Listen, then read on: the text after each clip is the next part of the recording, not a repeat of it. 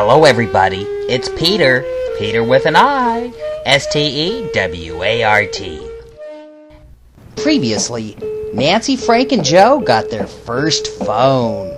They were so excited when the cable guy hooked it up for them, but weren't sure what to do with the cord, which just laid on the lawn. Went around the corner, down the street, probably to the phone company. Chapter 5. The phone rang. Joe moaned to himself. He was covered with mud from digging a trench across the yard to cover over the phone line, which led down the street and, he assumed, right to the phone company.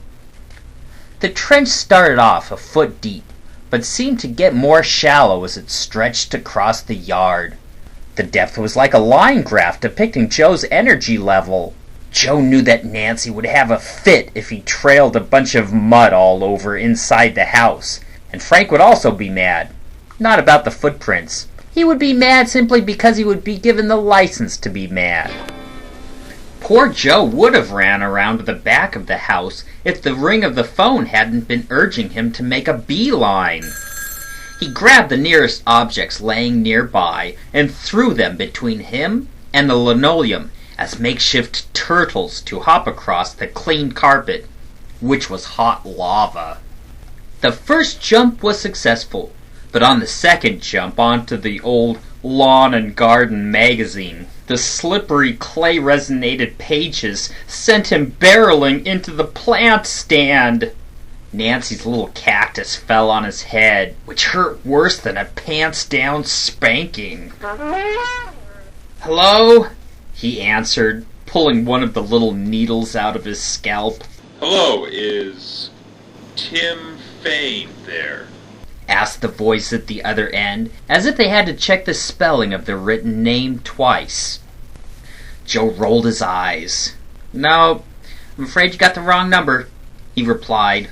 "Is this 212-5555?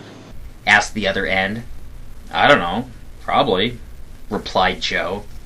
"Well, it's actually the phone number that's won a contest. You've won 2 free tickets to Reno, Nevada. All you have to do is pick 'em up." "Hold on," said Joe, pinching the receiver with his shoulder as he quickly found the pad of paper the 3 kids had made the night before, in preparation for just such a call. "Okay, first off," began Joe. "Do I have to buy anything?" he read. "Nothing at all," assured the solicitor. "Do you need my social security number, credit card number, or any other private code that may require me to start life over?" he quoted number 2. "None of those." "Do I have to sign a lengthy, wordy contract that not even a seasoned lawyer could understand?" he asked. "Nope." "Do I have to sit through a high-pressure sales pitch?" asked Joe. The solicitor laughed a hearty laugh and continued reassuringly. "All you have to do is pick up your tickets. That's all." "That's it?" "That's it. Just one thing. Do you earn more than $10,000 a year?" asked the solicitor. Joe had to suck in a breath at that amount.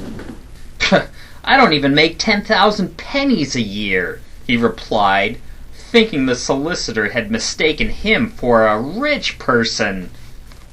The solicitor was still friendly, but a brevity was added to his speaking when he instructed, "Well, come right over and pick up your tickets. They'll be waiting for you over here in Squim. Do you know where that is?" asked the solicitor, referring to their other location. "Yeah, that's across the Sound. I can't make it all the way over there. I don't have a car," said Joe, seeing the opportunity of a lifetime pass before his eyes. "Well, for 2 free plane tickets, wouldn't it be worth your while to rent a car?"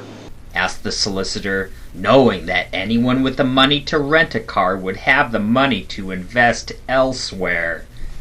"Well, I'll talk to my friends about it," said Joe. The phone solicitor perked up. "Friends? With money?" "I'll give you some directions."